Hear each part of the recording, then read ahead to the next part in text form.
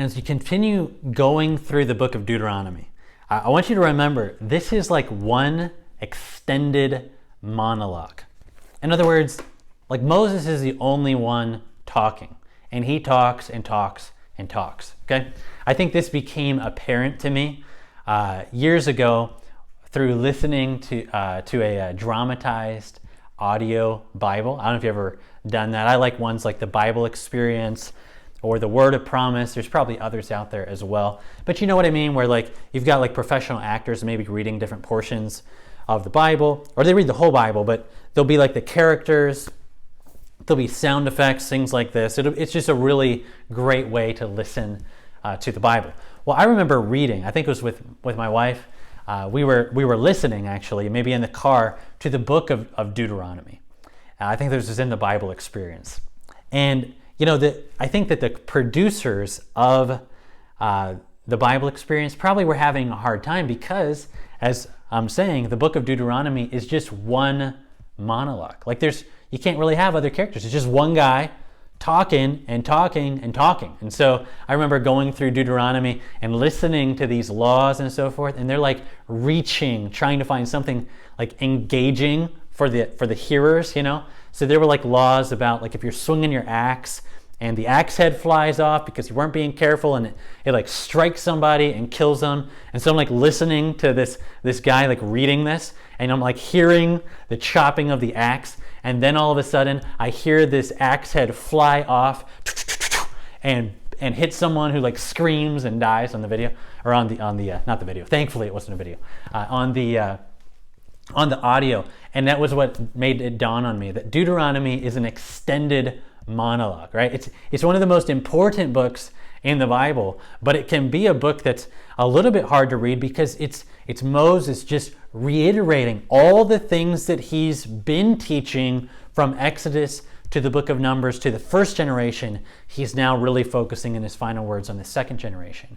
And as we looked at the last time that we were together for the study, one of the things that Moses really is challenging them to is to obey God's words from the heart. That God wants his words to enter into the heart, to be embraced and loved. God's never wanted obedience just for the sake of checking off lists, or as if God's just concerned about externally conforming to his desires. God's always wanted obedience from the heart, and this is maybe the big theme of Moses' final sermon of the book of Deuteronomy. So that's one of the big ideas. And then the other one that we came across was that Moses not only wants this generation to have these words enter into their hearts, he's really concerned that they pass it down generation after generation, because it's God's words and obedience to God's words that will make this nation shine as a light to the nations, so that they'll be able to come in to Israel and hear of God and how they can have a relationship with God themselves. Now, you come into Deuteronomy chapter 6, and it's one of the best texts. I love this text, and you'll see these themes reiterated. Now, if you look back at chapter 5 of Deuteronomy, you'll see maybe the heading, the 10 Commandments. Remember, Deuteronomy has to do with a second giving of the law, but that's not all that's going on in it. Now, Deuteronomy chapter 6, Moses is going, after the 10 Commandments, he's going to highlight what we might think of as the foundational commandment of the entire law. Deuteronomy chapter 6, look down at verse 3. Moses says, "Hear therefore, O Israel, and be careful to do them," do the commandments, "that it may go well with you, and that you may multiply greatly, as the Lord, the God of your fathers, has promised you, in a land flowing with milk and honey. Hear, O Israel, the Lord our God, the Lord is one.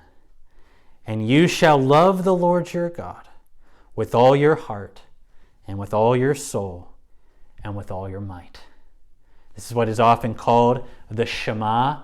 The Shema, because the call to hear, O Israel, is the word Shema. Shema Yisrael. The Lord our God. The Lord is one. There's only one true and living God. And you need to love him. That's what he wants. More than anything else, you obey, but you obey out of love. It's like when God gives the 10 Commandments, God commands the people these things based first and foremost on how he has saved them and called them and created them and redeemed them. And then he calls them to obey. Here in Deuteronomy 6, Moses is saying, you need to obey all the commandments that I've been giving you. This is going to be your wisdom. But the foundational call of God for you is to love him. All of the obedience to the commands of God is to flow out of a heart that loves God, that sees him as the only true God, the only end, and you love him with all your heart, and with all your soul, and with all your strength. And then look at how it goes on. Verse 6, and these words that I command you today shall be on your heart. You shall teach them diligently to your children, and shall talk of them when you sit in your house, and when you walk by the way, and when you lie down, and when you rise. Bind them as a sign on your hand, and they will be as frontlets between your eyes. You shall write them on the doorposts of your house and on your gates. Moses is saying, these words, you love God. You want to listen to God. Hear, O Israel, listen to God and love him. And let his words be on your heart. Let them be in every conversation. Let his words be the first thing you think of when you rise and the last thing you think of when you go to bed. Let them be the things that you pass along to your children, the conversations at the dinners. Write them on the doorposts of your house. Put them on your wrist, on your foreheads, whatever it takes for God's words to get into your heart. That's going to be what you need. That's the only way that you'll be able to live in the land and prosper, is if you love God from the heart and if his words actually get down in your soul. Now you come into chapter 7. 7, God says some really important things in chapter 7 and chapter 9 so that the people of Israel will think rightly about why they're getting the land. Because there's other people already in there, right? There's other people in the land, and God's saying, I'm going to take them out of the land and give it to you. You think, what kind of temptations would come to the hearts of the people of Israel? What would they be thinking when they realize God's going to wipe those nations out and give it to us instead? Can you sense how that would be a temptation to pride, temptation to think about, oh, I'm better than other people? These sorts of things. Look at chapter 7. There's going to be a couple things I want us to highlight. Look at Deuteronomy chapter 7. When the Lord your God brings you into the land that you're entering, and he clears away the nations before you. Verse 2, and when the Lord gives them over to you, notice this is specifically the nations in the land. God says, you must devote them to complete destruction. Verse 3, do not intermarry with them. Why? God has been patient with the nations in the land. Remember, actually back with Abraham in Genesis 15, God said it's going to be 400 years before your descendants, Abraham, get into the land, because the sins of the people in the land hasn't yet been filled up. God has given them generation after generation, century after century, in fact, in the land. And these people have been sinning and sinning and sinning, doing horrible things, offering their children as sacrifices to the gods. I mean, it's been horrible. And God says it's time to judge them. And so I want you to know, Israel, when you get into the land, do not show them mercy. You're going to bring my judgment on them. Do not intermarry with them. Why? Verse 4, because they would turn away your sons from following me to serve other gods. And then the anger of the Lord would be kindled against you. God's saying, I know what will happen. If you allow them to continue to live in there and you intermarry with them, you will become idolaters like them. So you have to wipe them out and destroy all of their idols, lest they get a hold of your heart, because everything in Deuteronomy is about the heart. God wants the wholehearted obedience of his people. He wants their love. And so this is what he's saying about when they get into the land. But then you have to read this along with Deuteronomy chapter 9. Look at chapter 9. Hear, O Israel, you're to cross over the Jordan today, to go in, to dispossess nations greater and mightier than yourselves. Verse 3. Know therefore today that he who goes over before you as a consuming fire is the Lord your God. He will destroy them. God is saying, look, I know these are huge nations. Trust me. I'm fighting for you, second generation, like I fought for your fathers when I brought them out of the land of Egypt. I will be with you. I will wipe out the people in the land. You just obey and fight. But look at verse 4, Deuteronomy 9:4. Do not say in your heart, after the Lord your God has thrust them out before you, it's because of my righteousness that the Lord has brought me in to possess this land. You see it? God knows. He wants the people to wipe out those in the land. He's going to give the land to the children of Israel. But he knows what's going to swell up in the hearts of his people.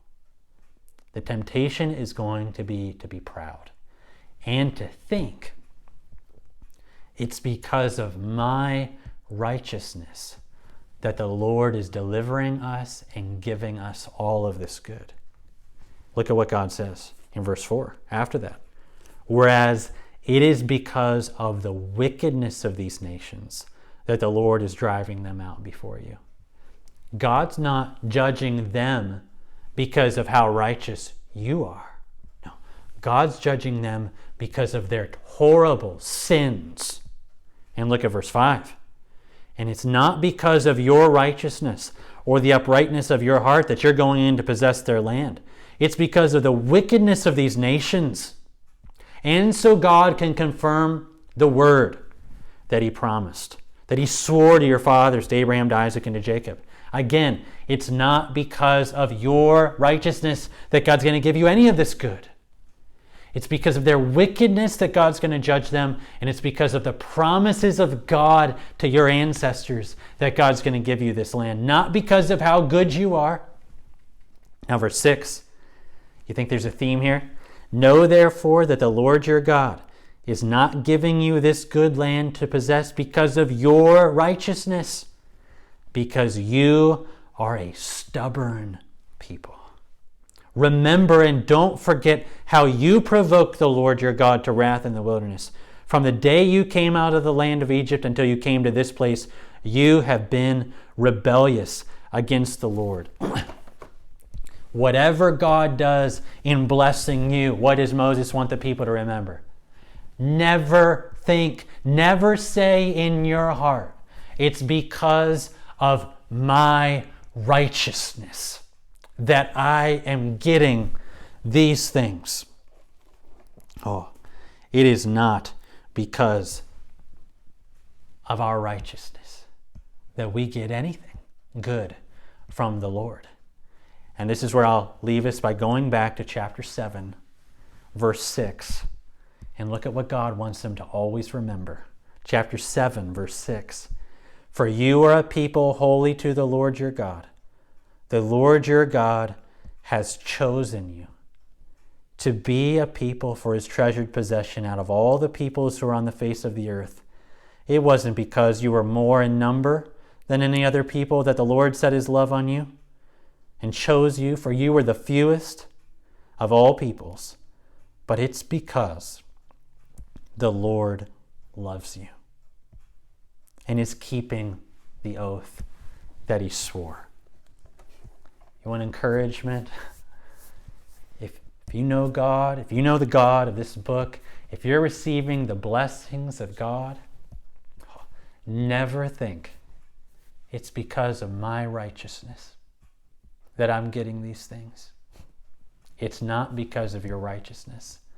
And it's not because of how great you are or how good you are that God set his love on you.